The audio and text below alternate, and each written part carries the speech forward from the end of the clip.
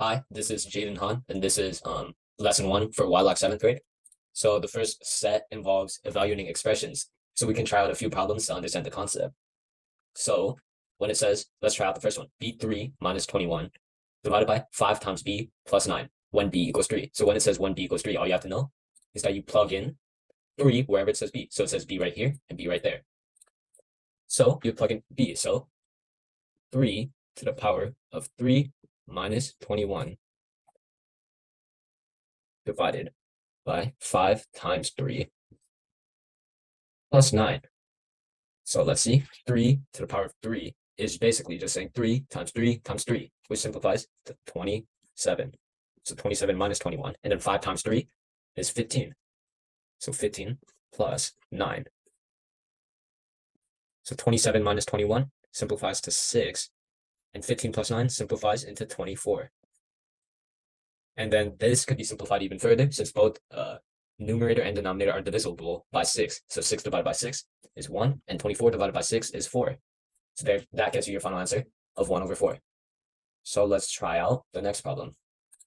Let's try out number 3. So 1/2 k when k equals 2 over 3. So you just plug in 2 over 3. So 1/2 times 2 over 3. And let me make this a little easier for you to solve. So 1/2 times 2 over 3. So when you multiply fractions, you need to just multiply the numerator with the numerator and denominator with the denominator. So 1 times 2 is 2, and 2 times 3 is 6.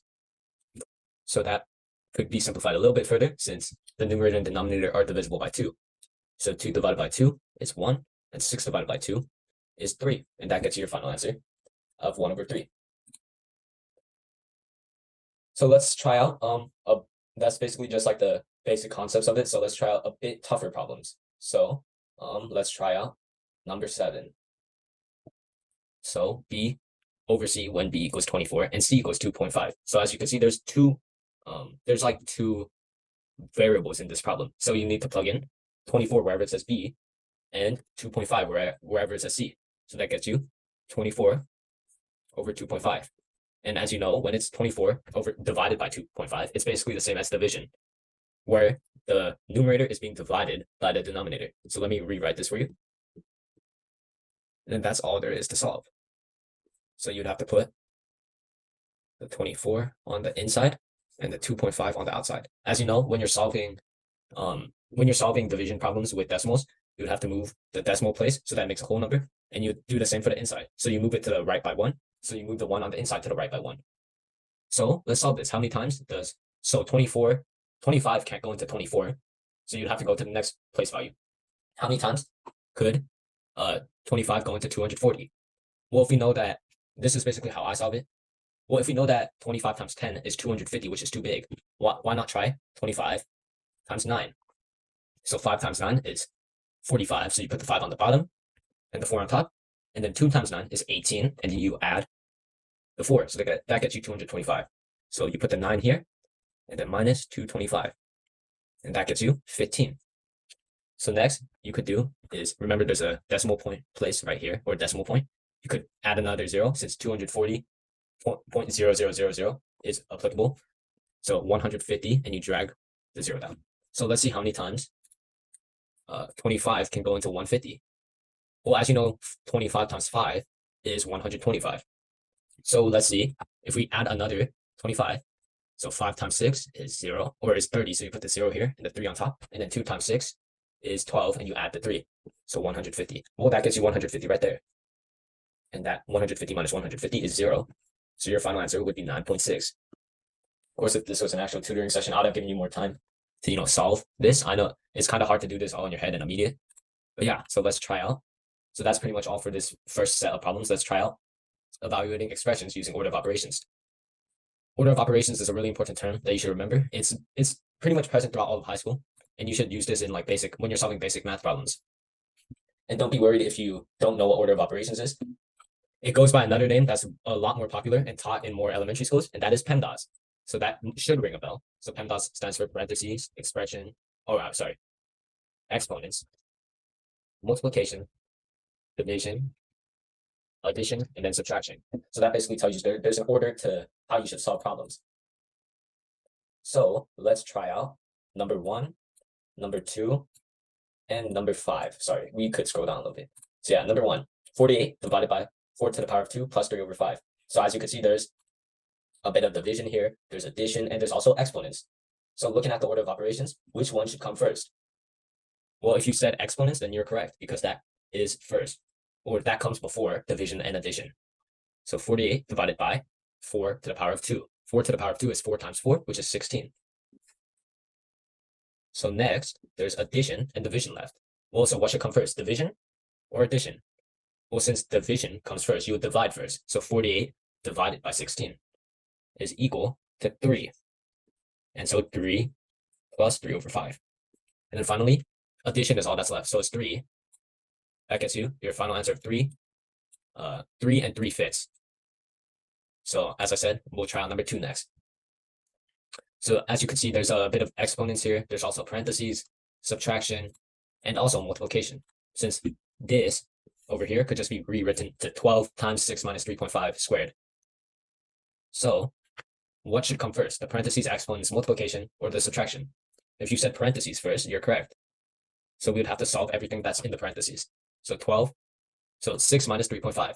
Well, that equals 2.5. Next is exponents, since that comes right after parentheses. So we would have to do 2.5 times 2.5, since it's 2 to the power of 2. That gets you 6.25. Okay, next that's left is multiplication and subtraction. Let me rewrite this for you so it's a little bit easier to see. So 12 times 6.25 minus 1.5. So in the order of operations, multiplication is what follows next. So 12 times 6.25, that is equal to 75. And so all that's left is 75 minus 1.5, which gets you 73.5 as your final answer. Okay, and finally, we have 2 to the power of 4 times, sorry, I erased this, 2 to the power of 4 times 4 minus 1, minus 2 divided by 8. So something I didn't mention about order of operations is that multiplication and division and addition and subtraction are kind of grouped together. Even though multiplication comes before division, if they're both there, you just do it left to right. So you just do it left to right, and you'll see in this problem. So first, what should we do next? What should we do first? Well, if you said exponents, you would be correct. So we'd have to simplify 2 to the power of 4, which is the same as 2 times 2 times 2 times 2. And that gets you 16. So 16 times 4 minus 2 divided by 8. Next, we would have to do multiplication and division, as they're kind of grouped together. So you just follow left to right. So since the multiplication is what comes first, you do that first. So 16 times 4. And what would that get you? Well, 16 times 4 is 64. And then minus 2 divided by 8, which gives you, it gives you 0.25. So all that's left is subtraction. So that gets you your final answer of 63.75.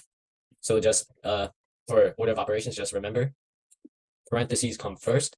It's kind of like a ranking. Parentheses come first, exponents come second, multiplication and division are grouped up together, so they come third, and addition and subtraction are the very last. All right, let's try out this one, writing expressions for the number for the situation. So let's try out number 1 and 3. Number of days left in a week if d days have passed. Well, first we need to figure out how many days there are in a week. Well, there are 7 days in a week. So now you have to figure out how many days are left in a week if d days have passed. So let's say 3 days have passed in a week. How many days of that week are left then? Well, to figure that out, what do you need to do? You need to subtract 7. You'd have to subtract 3 from 7 to figure out how many days are left. So 7 minus 3 is 4. So there are 4 days left. So we just carry out that same thinking, but instead of replacing it with 3, we replace it with an expression, 7 minus d. So that works for anything. So if there's one day of the week has passed, you plug in 1 for d, and that gets you 6 days of the week are left. Same idea for here. Number of months in y years. Well, how many months are there in 1 year? There are 12. So let's say 2 years have passed. How many months is that? Or how'd you figure that out? Well, you need to multiply 2 times 12, and that gets you 24. So carrying out that same thinking, you just do 12 times y. So that works for any number of years. If 3 years have passed, 12 times 3 and 36. All right, let's move on to the final section. These are just some word problems. Emma earns K dollars per hour. She works 8 hours every day. The expression 22 times 8K shows her monthly salary. So looking at the options here, it just looks like they multiplied the 22 to the 8K. So let's do that here. So 22 times 8, well, 2 times 8 is 6, and then you drag the 1 on top, and then 2 times 8 is 16, or 2 times 8 is 16, yeah. and then you add the 1 afterwards, so that gets you 17. So 176k is your final answer. Because don't forget about the k. You're just multiplying 22 times 8k. And so the final answer should be C. Okay, and for the last problem, Jackson's pants were k feet long. He cut 25% from the bottom of his pants, and now they fit perfectly. The expression k minus 25% k represents the new length of Jackson's pants, which expression also represents the new length of pants. So this one might seem a little tricky at first, but just remember, when it says 25%, it's the same as saying 0.25. So now that's left is basic subtraction. Since it's just k, you remember you could put a 1 here, since it's just one whole k. So just 1k minus 0.25k, and that should get you 0.75k as your final answer. So the final answer is A. All right, that's pretty much it for today. So yeah, thank you for listening.